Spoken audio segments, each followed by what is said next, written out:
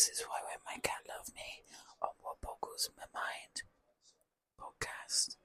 As you can tell, my voice is still not alive. So once again it's going to sound a bit whispery trousers. So this one is going to be called Why Don't We Just Get Divorced or Break Up? And these are people from online that have asked the question, why don't you just get divorced or break up? As it seems to be a very big thing online to say is the answer to everything nowadays. And I will make them anonymous. I will not say what gender these people are. So you can just go with the flow of who you think I might be on about. I was planning on divorcing him when he retires in 2 years. Being married to him for 33 years has been enough hell on earth for one lifetime. And there is definitely no way I'm taking care of him as he ages out of this world. At least when he is at work, I have some peace and quiet. But underfoot all day hacking, coughing, snorting, sneezing, farting, and raging, no way.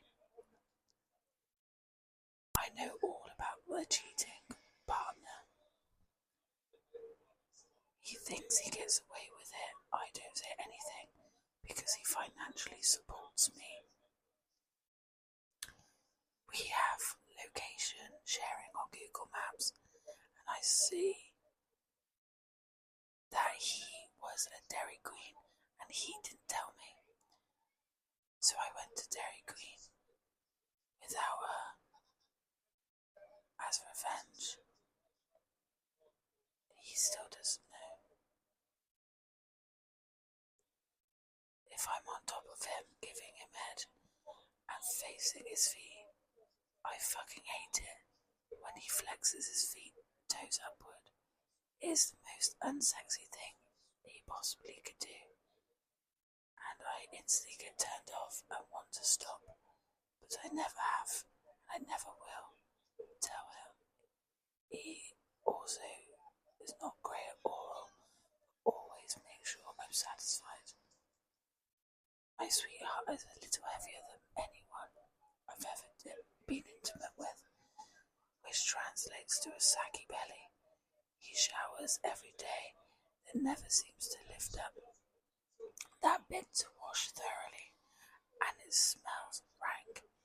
I tried using the shower as a time to intimate a little foreplay to get in there and wash him down there really well. He liked the play part, but didn't realise I was washing and rinsing every inch of him. I even talked through, but sigh, he doesn't, and won't cool down and won't catch up. He will be mortified that it is going on for years. I did finally mention that many of his shirts stink and smell mouldy. He was very embarrassed, as I hadn't said anything for years. He is mindful about it now, but I still can't bring it up at the stinky belly. Sometimes my husband smells like a shower curtain. I don't know if it's a fungal or a mould or bacteria or whatever. I am not physically attracted to him. He's very good to me, but I cannot sleep with him. I accidentally threw away a wooden pot he was going to use later. I didn't get to his nail trimmers from the right age, and he asked me to. They came from the Dollar General. I know he's sleeping with his boss. Their wife told me. For months now I've been hiding out. My wallet is completely disintegrated because I don't want a Father's Day present that is a wallet. My wife has multiple disabilities and often feels inferior to me because it's just way easier for me to do things like cooking. So I lie that I'm really bad at certain things and that I'd like her to do them instead because she's better at it, like cleaning washrooms or wiping the windows. He doesn't know I accidentally overheard the part of his therapist appointment on the telephone when I was changing one day. The office is next to our bedroom, and he was talking unusually loud. Usually I can't hear him beyond the muffled words I can't understand. Nothing bad was said about me, but I did not know the depths of self-hatred until that moment. I have been going out my way to tell him every day little good things that he does now. I was pretty complimentary before, so hopefully he doesn't have suspicions. But now I have a laser focus on everything that he heard him say he hated himself or was insecure about. My husband is fucking amazing, and he deserves to feel that way about himself too. Farts, we don't discuss them, don't do it in front of each other, and if it accidentally happens, no I didn't, but oh my god, if he lets out the most cartoonish long fart in his sleep, and it ended up on a whistle, wild, I have to leave the room to laugh, and I can't tell him because he will die of embarrassment. I smell his armpit when he is unconsciously raising his arm while sleeping. Don't get me wrong, his smell is very good, so it isn't some weird fetish. My wife thinks I'm scared of spiders. I'm not, I just couldn't be asked dealing with them. Now she thinks she's my protector. I have shit my pants twice in my life. She only knows about the one time. The other time, she was minutes away from the incident. I can open all the jars and reach almost everything, but I will continue to ask him for help till the day I die. My wife passed away when we were 29, but she never knew that I was the sperm donor of one of my best friend's kids. We didn't have sex. I was the literal sperm donor. My wife and my friend's husband, now ex-husband, thought it was an anonymous donor. There might be a medical document listing me as a donor, but he's not very bright. Their first 2 kids were biologically theirs. They wanted a third. He got testicular cancer, lost a nut, and ended up sterile. The now ex abandoned them when the kid was 2 or 3 years old and weaseled out paying child support for any of the kids. He stayed unemployed, lived at his parents' house until the youngest turned 18. It's not like I cheated him financially. Their third kid doesn't look like me, but she's the only one of the 3 that wears glasses, is almost 6 foot tall. Her sisters are 5'6" also, and probably is good at maths. Her mother and I pinky swore no one would find out, but everyone is using 23andMe and ancestry and DNA testing, and will never. But my sister is on 23andMe. Pretty awkward if she finds out she suddenly has a niece. She thinks I graduated from college, and I didn't even graduate high school. We've been married 45 years, and she doesn't know I have a secret bag of York peppermint patties in my closet. The hardest thing for me to fathom was that after 15 years of marriage, we were both 2 completely different people. Not that it was a bad thing, but after 15 years your partner has changed, and you are both going to acknowledge that. Are you going to learn more about each other and grow together, or are you going to run from the hills? We had a meltdown and hit rock bottom, but we climbed out of the ashes and we decided to go at life together. I've never been more in love, but damn, if it didn't hurt to get there, lots of blood, sweat and tears. hardest part is that when you will drift apart. We've been married for 22 years. My wife withdrew from me emotionally and physically after our second child was born. In our 4th year together, I stayed even after we went to counselling for 3 years. I was ready for a divorce at year 10, and she was diagnosed with cancer. She recovered but moved into a second bedroom where she retreats from me every day for the last 5 years. We hardly talk and we haven't had sex in 7 years. The hardest part of marriage isn't always loud and dramatic. Sometimes they're quiet, a slow erosion that happens when emotional presence fades. My marriage didn't fall apart because of one big betrayal or constant fighting. It unravelled through small, repeated moments where my needs didn't register. I reached for the closeness and felt dismissed. I shared vulnerability and was met with minimalised or silence. Over time I stopped feeling chosen. What made it especially painful was how invisible it was. From the outside, everything looked fine. We functioned, we parented, we showed up. Inside, I felt incredibly alone in a relationship that was supposed to be built on connection. The hardest part wasn't conflict, it was the quiet rejection.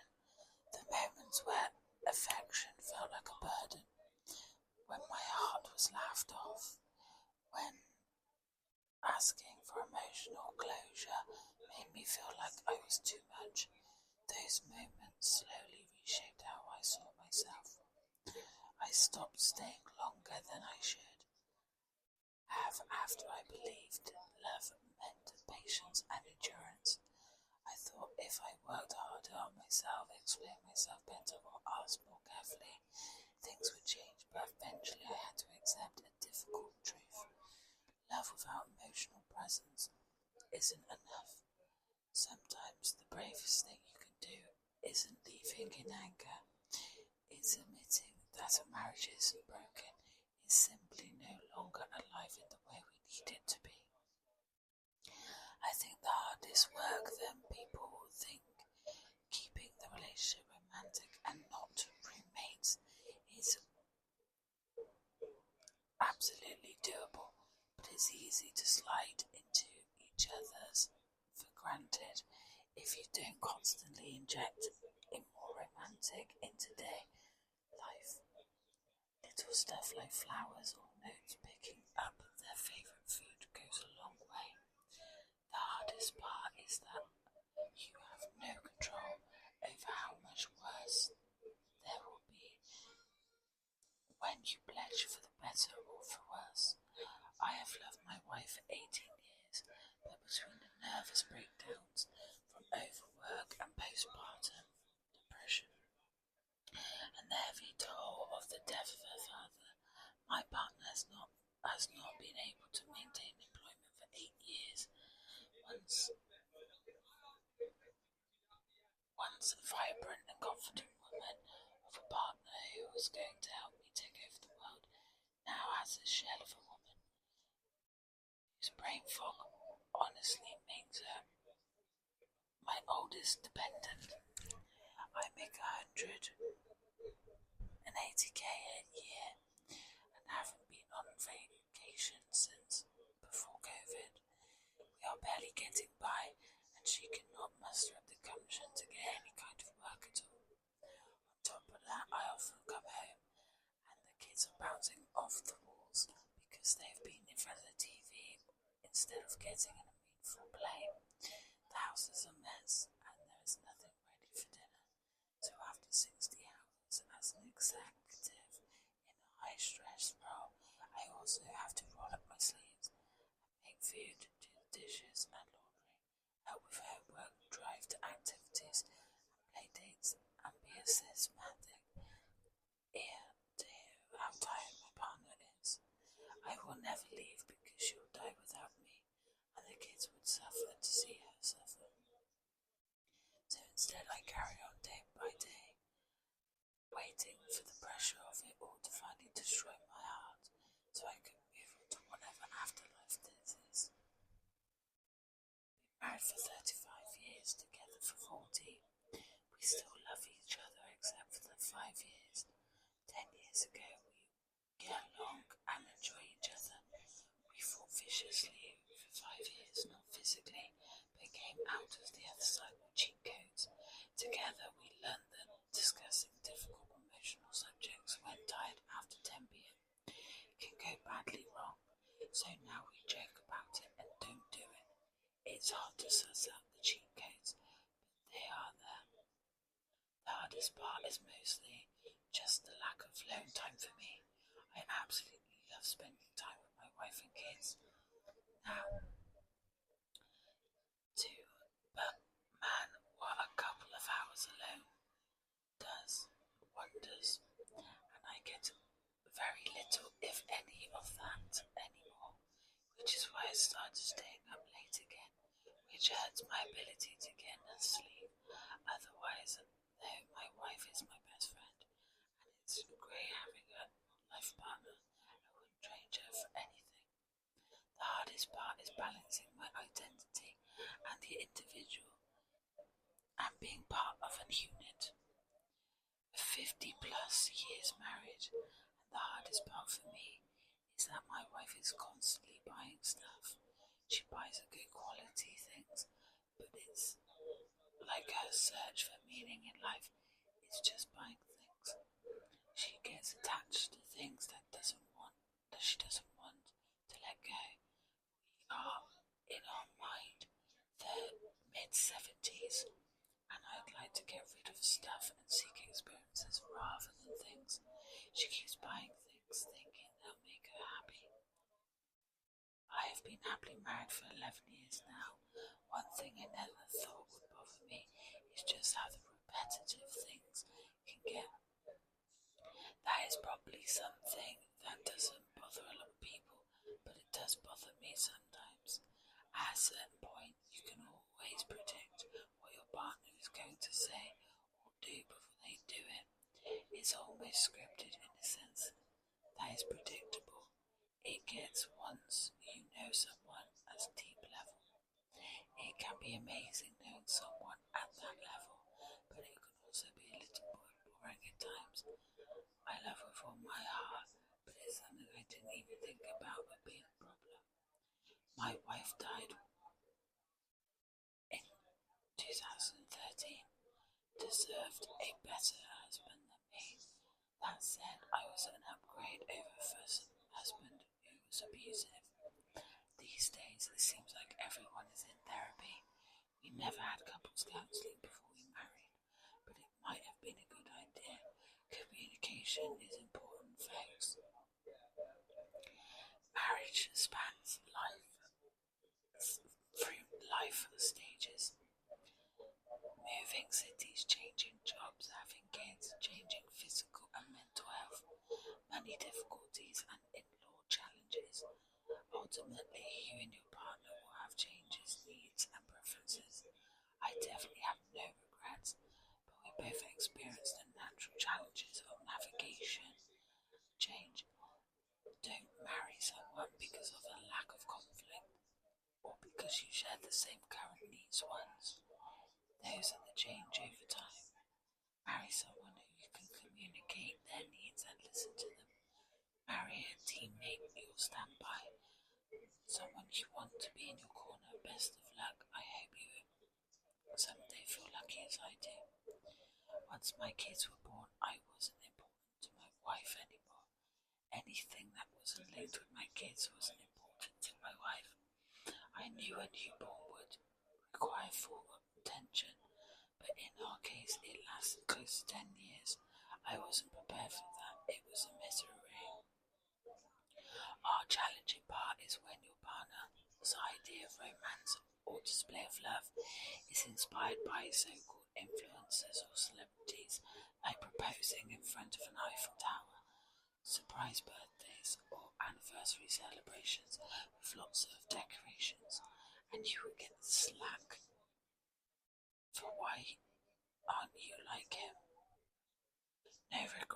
parents, the most challenging aspect was how to work best together.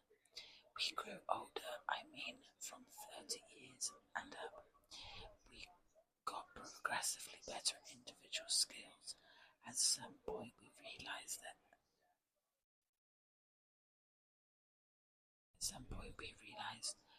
that some things were best accomplished when one of us was clearly in charge and the other kept out of the way or pretty much followed orders. A little like the old saying about taking charge, follow orders or stay out of the way.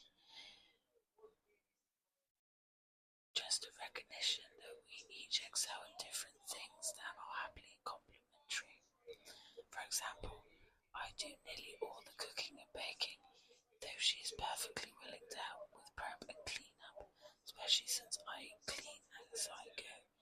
She's great with some home repairs and improvements. I can tell what my help is needed, and I can also tell when I just have to stay out of the way, because she's on a roll. We both work on the upkeep and the acreage equally. The hardest part is not making time for each other. We literally just work, look after our daughter, and barely have enough time for each other. It sucks. We only have one person outside the family who can look after her, and that person also works, so it's difficult planning stuff. But in July we are going to Spain for 2 nights. On our way, cannot wait. And when our daughter is slightly older, then we'll go on holiday together. The hardest part is not enough people discuss marital problems openly. We've been married for 22 years, going through a rough patch. Again, I assume everyone else has it easy, then I think of half the marriages end in divorce, and probably a good number of couples walk right up to that cliff at some point, then back out. Social media makes everyone look happy. Fellow married people, what are your hardest parts of marriage that no one talks about? Please comment. Or, if you want to stay anonymous, please DM me on Instagram or TikTok or Blue Sky or anything. Or